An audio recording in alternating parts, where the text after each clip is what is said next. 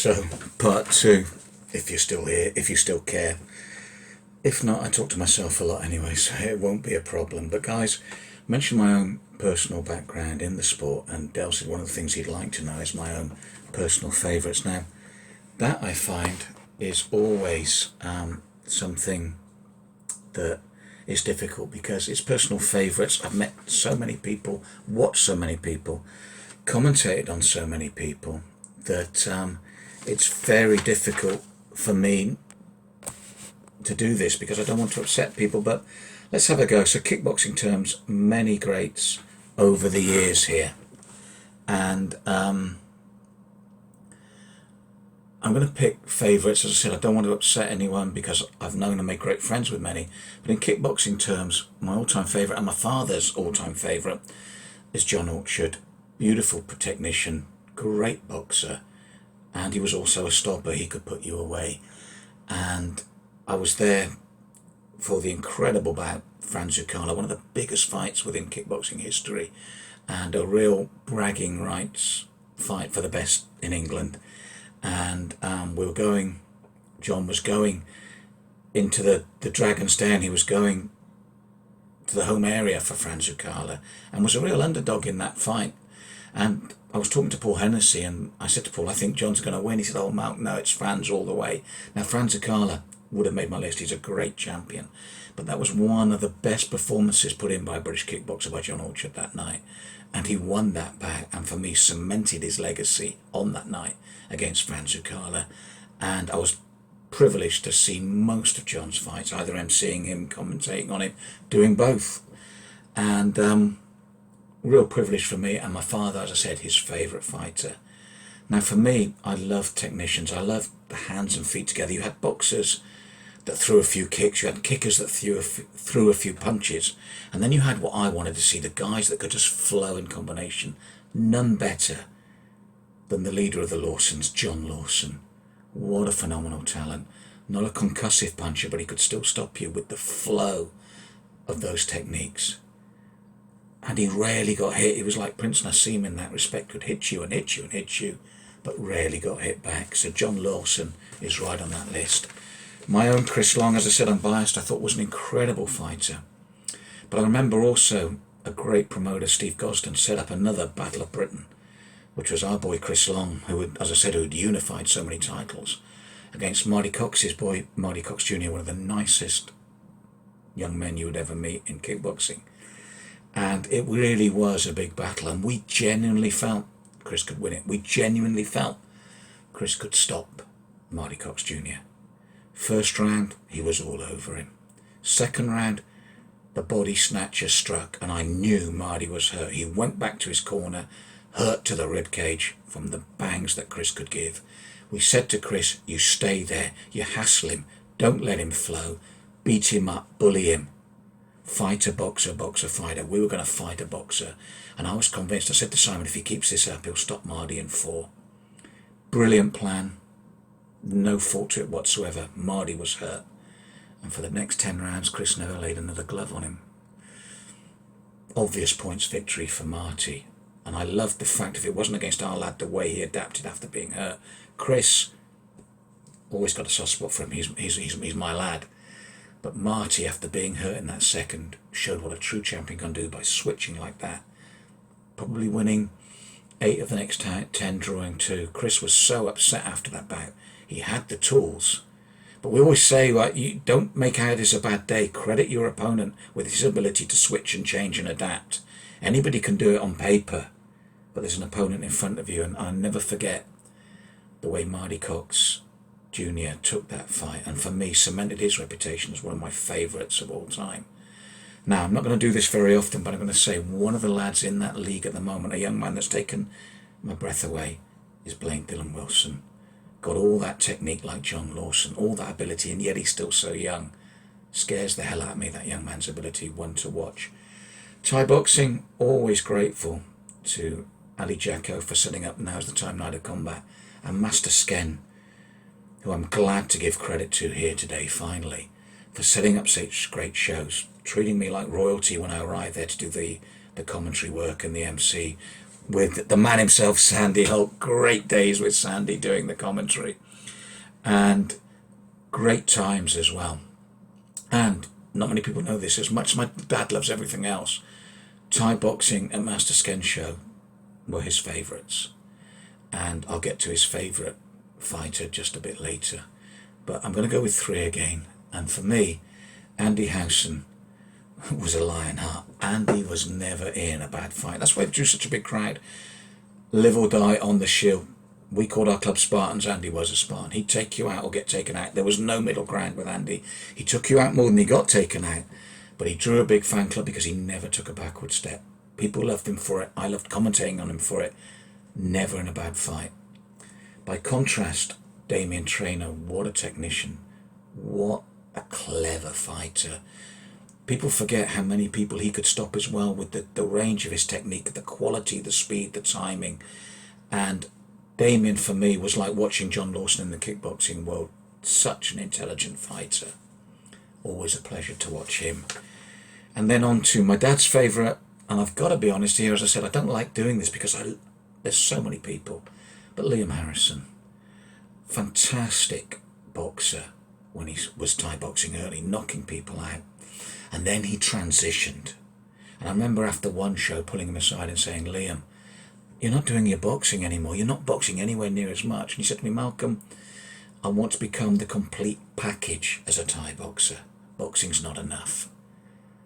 And you know what he did? And then when he became the complete package, he brought the boxing back in.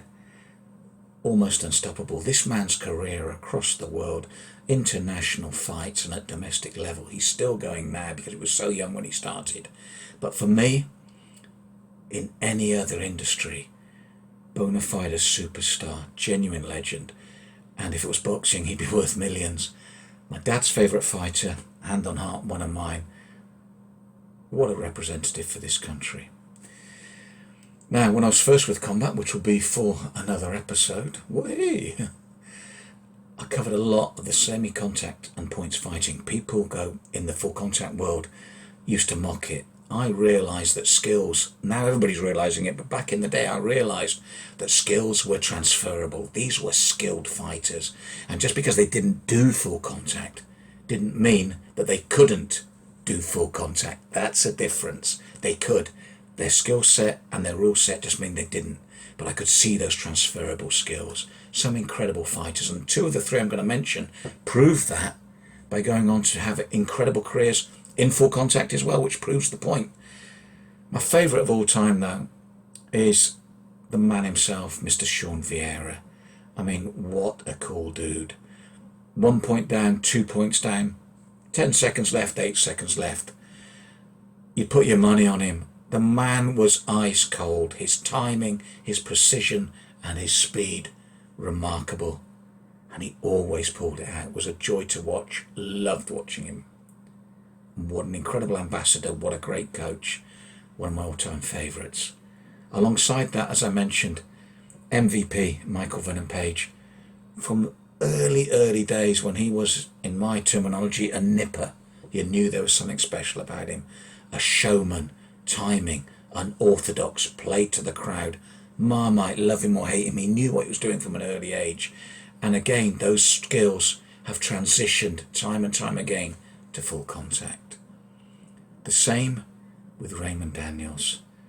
Not as flamboyant as Venom, but flamboyant still. Great finisher, great technician, fantastic cardio, and an absolute beast on the mats. Of course, there's your Alfie Lewis's.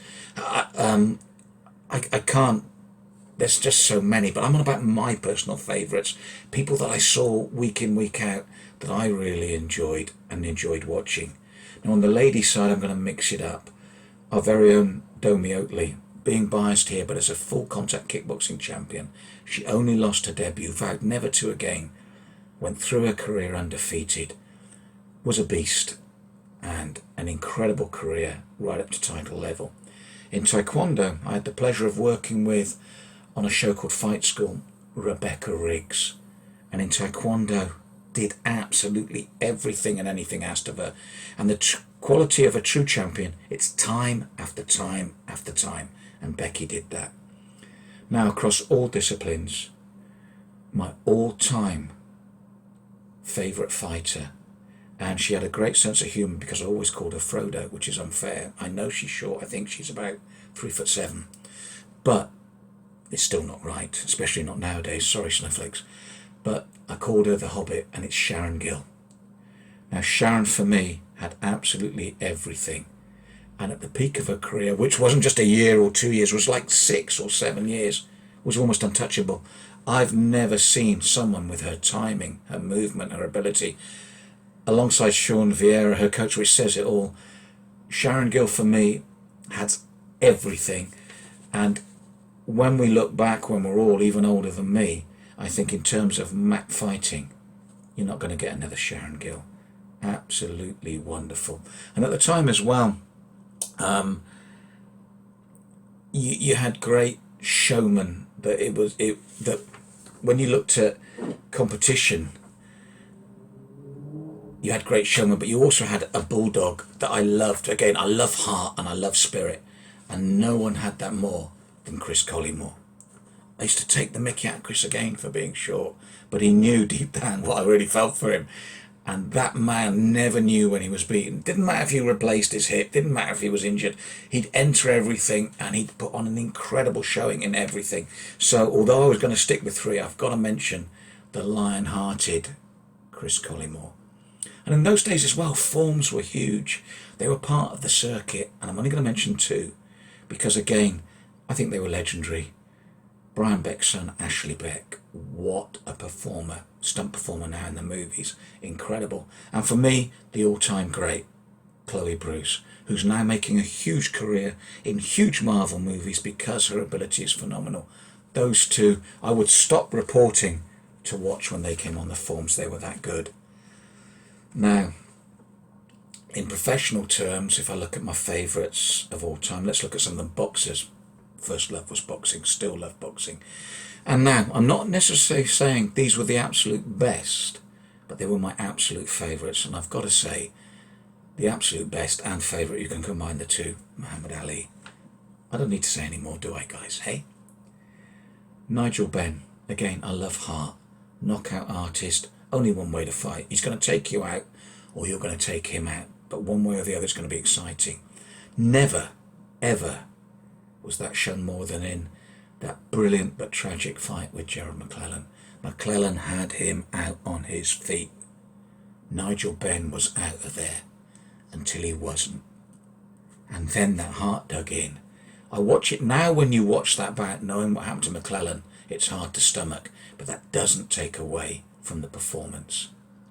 And then for me, just one of the all-time great, Sugar Ray Leonard. Loved his movement, loved his speed, loved his timing, loved his defence. And what a great time to watch the man. The 4 kings, Hagler, Hearns, Duran and Leonard. Leonard was my favourite, but you've got to love all 4. MMA, was very privileged to eventually commentate in that, get into that. Never competed, never trained in MMA, but from the early days of Cage Rage I was happy to be involved in that as well. And again, not necessarily the best, but personal favourites. Anderson Silva. I mean, that man at Cage Rage, before he went on to become a legend at UFC, he was doing things we'd never seen before, so you had to love him. Matt Hughes, so powerful, so stocky, those suplexes, those moves, that ground game, and he was another one that really captured the imagination. And just like everyone else, I got carried away by the mohawked man, Chuck Liddell. I mean, Chuck was, again, everybody was saying that, you know, in real terms, a limited skill set. No ground game, they said, but he had enough ground game to keep you upright, to knock you out at his peak.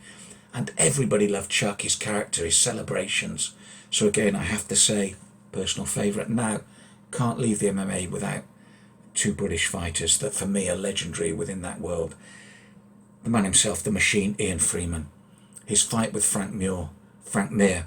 What? Frank Muir, can you imagine him fighting? Any of you old enough to remember Frank Muir? He really would have killed him. Frank Mir. Total underdog. He was there to make up the numbers. You look at his personal circumstances, the personal tragedy behind that fight, and one of the greatest ever performances by a British fighter in a cage to knock out and stop Mir. Incredible work by Ian. And again, if he was around today and at his peak today, would be a superstar. and following him, the Count Mike Bisping. How many times had that man been written off, kept going, and became the champion of the world? Now I'm going to leave it there for this episode. I'm going to start my third episode with my favourite K1 fighters of all time. Aren't you the lucky ones?